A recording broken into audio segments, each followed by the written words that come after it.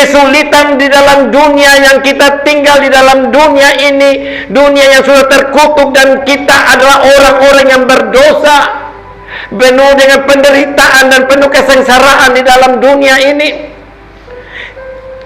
yang sangat melelahkan, dunia yang begitu keras, dunia ini yang tidak gampang kita menjalani kehidupan di dalam dunia. Kalau orang Jakarta bilang apa? Emangnya gue mikirin lo, saya ada susah, saya lebih baik. Emangnya gue mikirin lo, ya mungkin orang Jakarta bilang. Karena betapa susahnya hidup ini di dalam dunia. Ada sakit, penderitaan. Wow, terlalu banyak sengketa, pertikaian antara suami istri karena masalah ekonomi. Karena hidupan di dalam dunia ini tidak mudah. Tidak pernah akan habis-habisnya sampai mati, tantangan demi tantangan dalam kehidupan rumah tangga. Ada banyak tantangan-tantangan yang tidak bisa kata-katakan lagi. Saya bisa berkata-kata, habis kata-kata untuk penderitaan dan kesedihan dalam kehidupan rumah tangga. Saya mau ikut Yesus, saya mau ikut Yesus, iring Yesus sampai selama-lamanya. Meskipun saya susah menderita dalam dunia ini, saya mau iring Yesus sampai selamat. Dunia ini penuh dengan kepahitan. Maka daripada karena dunia ini sudah pernah begitu rumit kita hadapi, maka kita tidak bisa berjalan seorang kemampuan diri kita. Saudara-saudara, adik-adik yang mau menikah, dengar kebenaran. Dan bapak-bapak yang sudah menikah, punya istri dan anak, tidak gampang merajut sebuah rumah tangga ini. Kelihatannya baik, ada yang suaminya jahat, ada yang istrinya lembut. Tidak menjamin kelembutan itu tidak menjadi jawaban bagi keselarasan kehidupan, keserasian rumah tangga. Ada yang suaminya lembut, istrinya lembut, punya masalah yang banyak juga terhadap anak-anak, tidak bisa diatur. Karena apa? Suami lembut, anak, engkau sudah di mana? Sudah jam 3 pagi ini kau belum pulang. Mama bilang, oh hati-hati kalau pulang tidak ada yang tegas di dalam kehidupan. Anak-anak sudah jadi apa ini? Kalau saya ini habis kau. Anak saya kalau sampai begitu, itu apakah saya marah? Tidak. Saya jahat? Tidak. Saya tegas, beda dengan marah. Marah untuk kebenaran firman Allah. Seperti Yesus membalikkan meja-meja di bait suci, dia marah akan kebenaran. Anak-anak kita harus penuh dengan didikan takut akan Allah lewat hikmat daripada orang tua. Amin. Dan di mana kehidupan rumah tangga ini, dunia di tempat kita berpijak ini, aduh penderitaan, kita tidak bisa mengambil keputusan diri kita sendiri. Catat baik-baik. Harus dituntun, dibimbing oleh Roh Allah.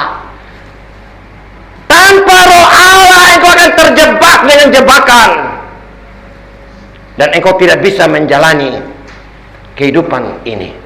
Maka itu kehidupan yang rumit ini. Ada Ibu Lucy pernah bilang, sudah ada minyak goreng, beras tidak ada. Sudah ada minyak goreng, beras tidak ada. Minyak tanah tidak ada. Sudah ada beras, minyak, beras, apalagi pulsa berbunyi lagi. Listrik minta uang lagi, sudah lengkap ada uang. Anak minta uang ini, minta uang itu, belum. Dunia ini adalah tempat kita diuji. Amin. Dunia tempat kita tinggal adalah tempat kita diuji.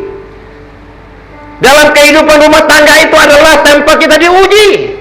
Maka itu firman Tuhan ini merefleksikan kehidupan rumah tangga kita masing-masing, supaya kita bisa seperti Abigail, di mana Abigail itu adalah orang yang penuh dengan bijaksana, orang yang bisa membela suami sehingga tidak terjadi pembunuhan. Dia tidak mengaku, dia tidak sungkan-sungkan menerangkan kepada orang bahwa suami saya jahat.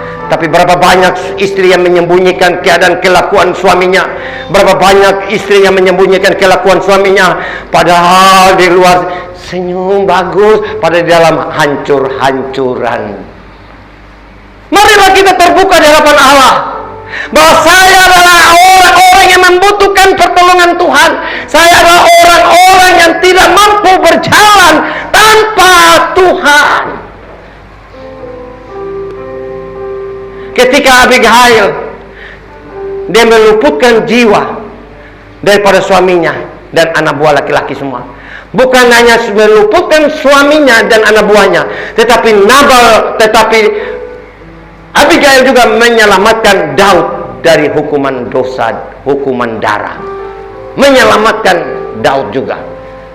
Karena apa? Orang yang memiliki hikmat, dia tidak memikirkan dirinya sendiri. Dia selalu berkorban untuk banyak orang dan untuk keluarganya dan untuk seluruhnya. Amin. Itu adalah orang-orang yang berhikmat. Ciri-ciri orang yang berhikmat itu adalah orang-orang yang berhikmat adalah dia membutuhkan hikmat dari Tuhan. Bagaimana ia bisa mengambil keputusan yang benar dan tepat. Di tengah-tengah kehidupan yang sesulit ini, dia harus memiliki hikmat. Datangnya bukan dari manusia. Hikmat itu datang dari Allah sendiri. Karena apa dia datangkan hikmat? Dia dapatkan hikmat bukan karena kekuatan dia. Maka itu kalau kita mau jadi orang yang pintar, kecerdasan itu gampang. Saya mau cerdas, mau pintar soal matematika, saya tinggal panggil profesor siapa datang les, saya atau anak saya belajar, bisa. Tetapi menjadi orang yang bijaksana adalah bukan karena dia berusaha belajar di dalam dunia ini, tetapi bagaimana kerapatan dia dengan Allah, membangun hubungan mesra, hubungan cinta kasih dengan Tuhan, hubungan pribadi, mesbah itu. Karena kecerdasan itu daripada hubungan kebijakan hikmah dari Allah tidak tergantung IQ-nya, tetapi semata-mata hikmat Allah bergantung kepada hubungan pribadi, mesbah doa, dan hubungan dengan Tuhan dalam doa dan ketaatan akan kebenarannya. 2 kali saya ikuti khotbahnya Ibu Gembala, 2 tempat hanya berbicara tentang mesbah. Betul tidak, Mbak Iwa? Kemarin juga ada khotbah masalah mesbah, bagaimana mesbah harus dibangun di dalam kehidupan orang-orang beriman. Karena lewat mesbah itu ada rema-rema yang kita tidak sadar. Tuhan akan berbicara kepada kita di tengah-tengah hidup dunia yang penuh dengan penderitaan, persoalan. Ketika saya datang dari Sumba tahun 2004, saya sangat menderita di dunia ini. Saya salahkan orang tua, salahkan mertua. Kenapa saya datang di Kupang menderita begini? Mama, mari kita pulang kembali ke Sumba. Sudah saya bilang, di Sumba itu kan ada toko saya, tinggal duduk dapat uang. Kenapa saya harus menderita di sini? Pergumulan demi pergumulan saya masukkan dalam doa saya. Setiap waktu saya menangis di hadapan Tuhan. Ternyata waktu saya jalan-jalan ke Amnesi, hubungan saya dengan Tuhan begitu indah. Karena takut miskin, orang dari Sumba lihat sama Om Thomas datang ke Kupang, kenapa kau menderita begini? Sekarang biar Om Thomas naik motor tua juga, Om Thomas percaya diri. Om Thomas mau beli 5 juga jadi. Percaya diri, tidak mau kelihatan. Tetapi pada waktu itu susah.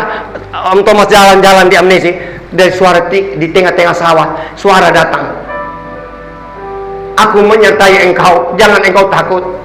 Tuhan menyaksikan pembicaraan saya. Ketika saya dapat hubungan dengan Tuhan, ada rema, ada suara Tuhan, audible. Saya dengar, saya lihat begini tidak ada orang. Saya lihat orang-orang pohon pisang semua di kiri kanan, kiri saya, di jauh orang di sawah, ada tanam-tanam padi. Saya parkir sepeda motor. Saya bertekuk lutut, Tuhan, saya baru tahu bahwa saya tidak perlu takut lagi. Engkau sudah taruh suaramu dalam hidup saya. Saya akan bersaksi. Saya sampai di gereja, setiap orang saya ketemu, saya akan sukses, saya akan sukses. Saya akan sukses, saya akan sukses, Tuhan akan memberkati saya. Ternyata apa yang saya ungkapkan dengan iman, mulut berkuasa. Amin.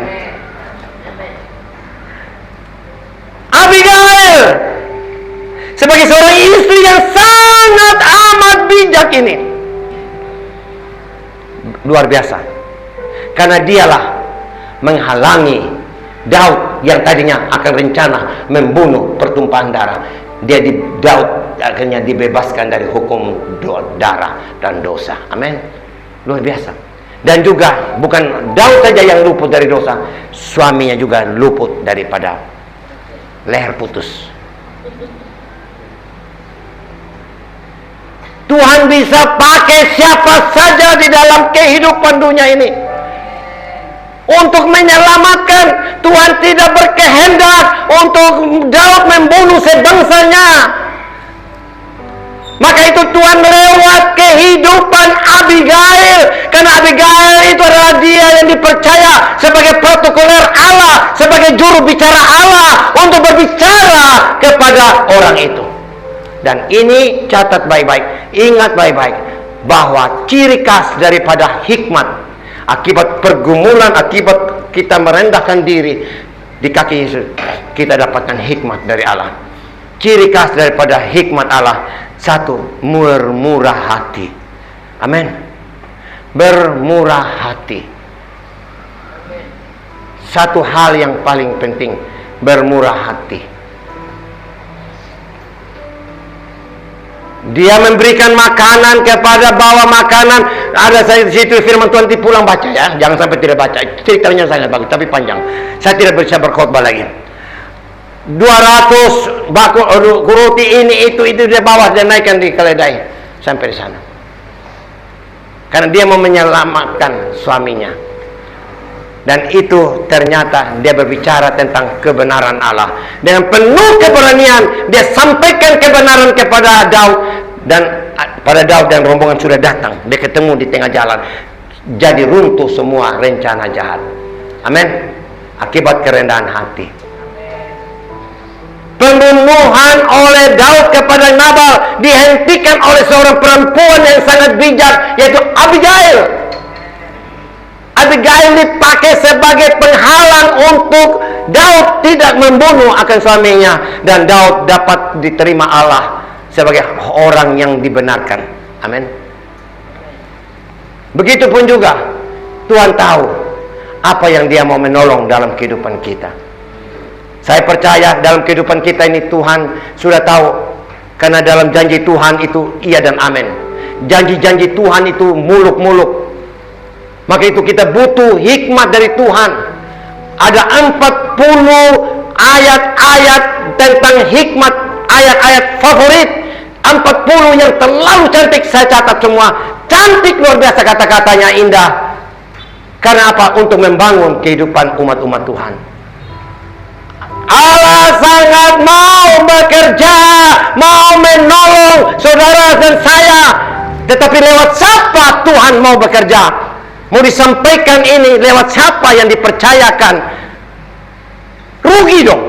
Kita orang-orang menghilangkan momen-momen yang harusnya Tuhan pakai untuk mengingatkan kita, menerangkan kepada suami, menerangkan kepada orang.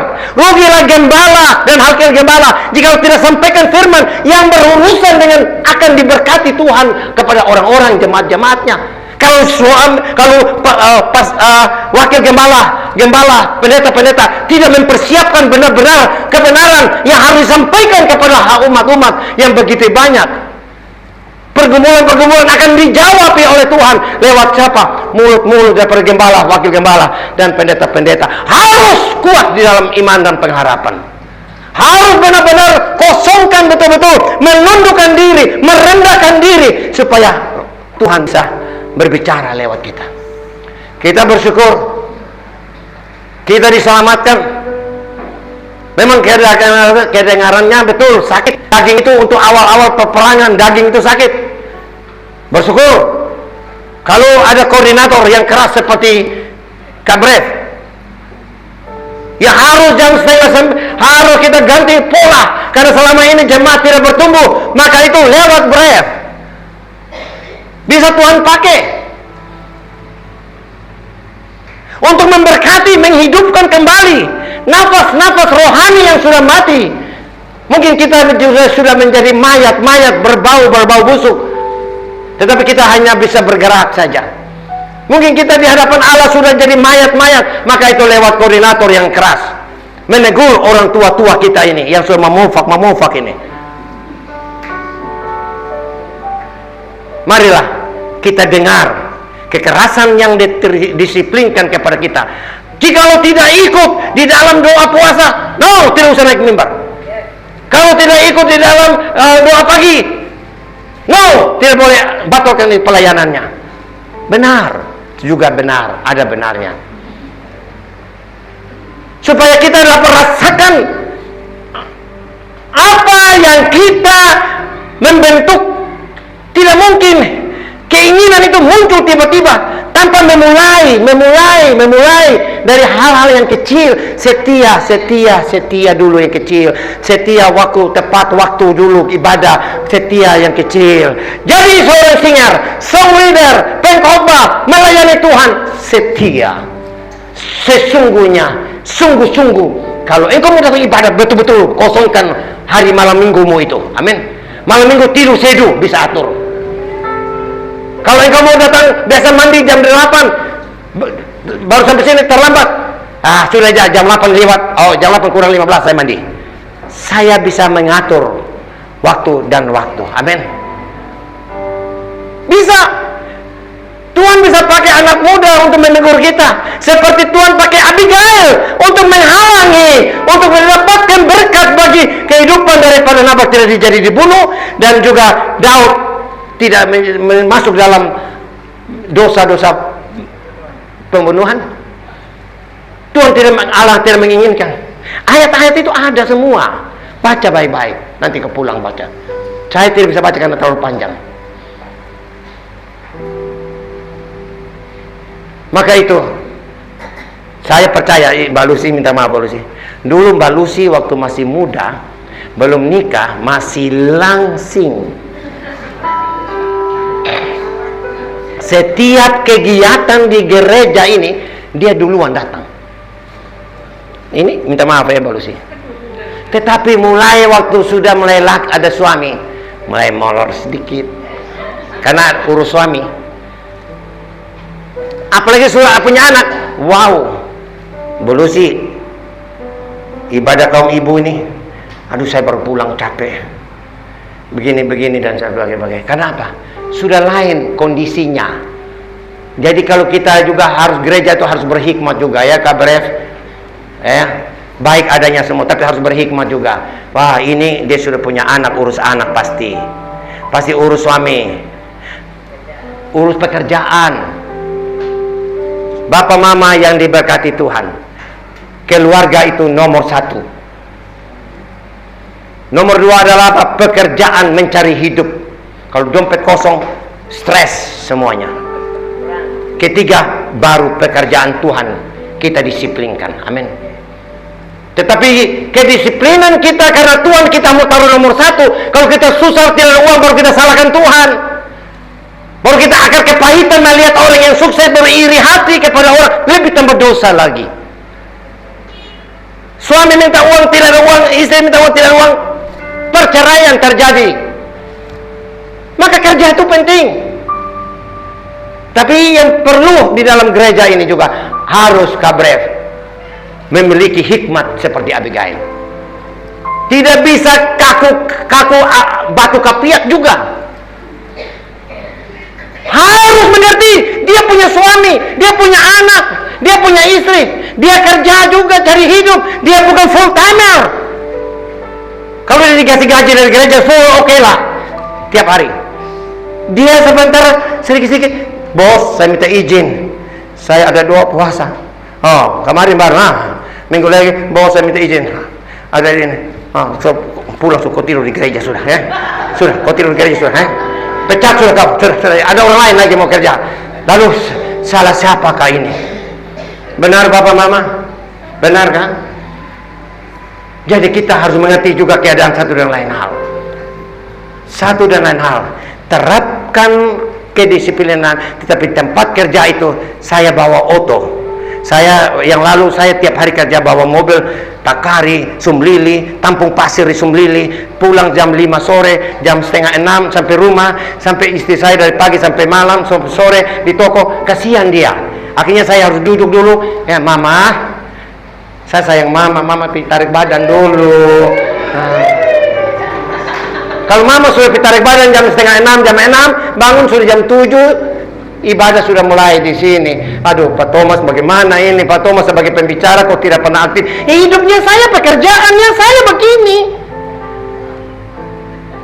Saya mau bikin bagaimana? Maka itu kemarin minggu hari kemarin karena disiplin saya bilang apa? Ibu Lucy khotbah, habis khotbah pimpin doa karena saya dengan Pak Agus Leputa diskors tidak boleh naik mimbar karena tidak ikut pagi datang. Betul, siap bos. Saya siap hadapi. Itu kedisiplinan. Oke, siap. Maka itu saya bilang begini, hari Senin itu. Ibu Gembala, saya lihat ini situasi kondisi saya ini. Cuma kalau jam 8 bangun karena masih kaki banyak urusan, banyak pusing tiap kali. Jadi saya tidak bisa memenuhi ini. Biar Ibu Gembala ambil kesulitan ini, giliran khotbah hari ini. Saya tidak bisa khotbah. Terus terang Mama Gembala marah saya. Tidak bisa Pak Thomas. Kapan pengurapan Pak Thomas bisa hilang Pak Thomas punya pengurapan? Betul tidak Pak? Iya. Dia ini mau bertumbuh bersama. Tidak bisa. Tadi saya akan bicarakan. Dia bilang begitu. Ya, saya tidak mampu. Nanti saya dilainkan, yang lain dilainkan, nanti tidak enak. Apakah wakil Gembala kok? Seragam kabref, sikat habis. Jangan pandang bulu. Tapi ingat, minta hikmat dari Tuhan juga. Kondisi itu harus banyak diperhitungkan kita di hadapan Allah. Tuhan bisa pakai siapa saja. Tuhan bisa pakai kabref sebagai koordinator untuk mengingatkan, membereskan kebekuan rohani sepanjang pelayanan. Kita mau latihan terhalang, kita mau ibadah yang datang belum. Ya, memang betul kita rubah pola hidup kita. Kalau masih bujang, oke lah. Tapi kalau rumah tangga pasti kabar juga mengerti. Karena ada banyak persoalan, tetapi jangan dibuat-buat. Setia kepada kesetiaan yang benar. Karena mata Tuhan menjelajah seluruh bumi. Dari tadi belum baca firman kok. Belum belum ada firman yang dikasih. 2 Tawarik 16 ayat 9 coba. Ini baru ayat pertama karena tadi. Hah?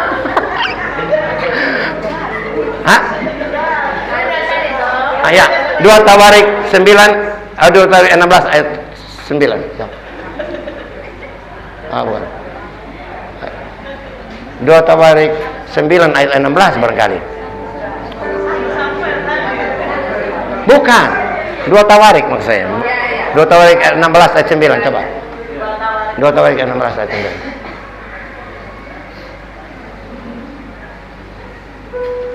Ayo. Saya sudah nafsuin mau bicara nih. Kenapa lambat sayang?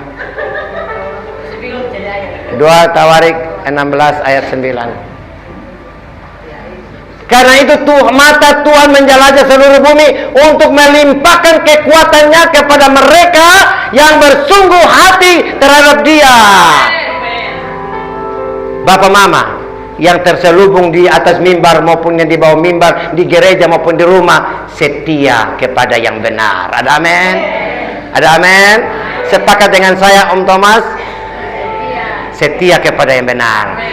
Lihat, orang lihat, gembala lihat, atau siapapun, jangan dipandang untuk kemuliaan, untuk memuji, dipuji oleh kabref atau gembala. Tidak, tapi Tuhan. Karena Allah itu ada di mana-mana. Ada mata Tuhan ada di mana-mana. Amin. Kita harus melayani sungguh-sungguh. Ketika kita melayani sungguh-sungguh, saudara ditambahkan giat lagi untuk melayani. Amin. Semakin tambah, semakin giat, semakin tambah, akhirnya Bukan Om Thomas lagi yang berdiri sini. Om Thomas bilang, ada saudara bilang, biar nanti saya mau minta pelayanan firman. Bisa kok, Mama Ira, Mama Gembala. Karena nafsunya mau berbicara, karena roh Tuhan bekerja luar biasa. Amin. Kalau semakin engkau dingin, engkau semakin jauh dari Tuhan, semakin dekat sama iblis. Amin. Semakin engkau dekat sama Tuhan, semakin engkau jauh dari iblis. Amin. Dan engkau semakin semangat. 2 Petrus 1 ayat 4, coba lihat. Nah, ini baru mulai ayat-ayat sudah keluar ini. Tadi saya juga bingung.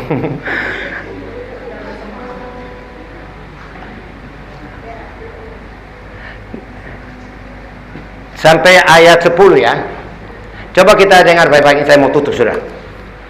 Dengan jalan itu ia telah menganugerahkan kepada kita janji-janji yang berharga dan yang sangat besar, supaya olehnya kamu boleh mengambil bagian dalam kodrat ilahi dan luput dari hawa nafsu dunia yang membinasakan dunia. Lanjut.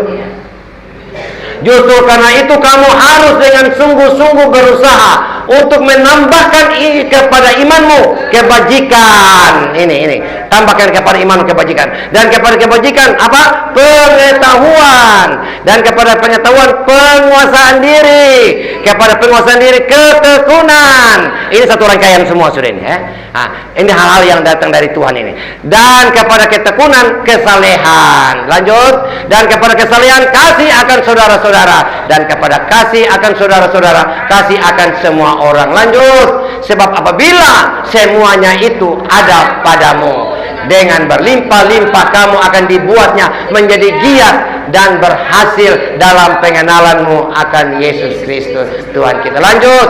Tetapi barang siapa tidak memilikinya, kau akan dingin, kau akan beku, kau akan picik, dikatakan. Nah, tetapi barang siapa tidak memiliki semuanya itu, ia menjadi buta dan picik, karena ia lupa bahwa dosa-dosanya dahulu telah dihapuskan. Lanjut. Karena itu saudara-saudara, berusahalah sungguh-sungguh. Lewat kabref, buka pintu, marilah kita berusaha semuanya ya. Sungguh-sungguh supaya panggilan dan pilihanmu makin teguh. Sebab jikalau kamu melakukannya, kamu tidak akan pernah tersandung. Amin. Kalau sudah tersandung, aduh, parah kita. Tuhan bisa pakai siapa saja untuk kita lepas daripada persoalan ini. Amin. Dia membuat kehidupan kita supaya kita lebih aktif. Kalau kita aktif, maka ada banyak yang Tuhan akan berbicara kepada dia. Maka itu firman Tuhan dikatakan, karena dia memiliki roh belas kasihan yang tinggi. Jikalau ada hikmat daripada Allah, kita memiliki roh belas kasihan. Dan yang kedua, ada apa yang kedua yang paling penting ini? Kita memiliki pengertian, memiliki pemahaman, kedalaman yang terdalam sekali tentang kebutuhan orang lain, kehendaknya Allah kepada orang lain, untuk diberitahukan bahwa engkau ini, engkau akan ini, engkau akan ini, dan ini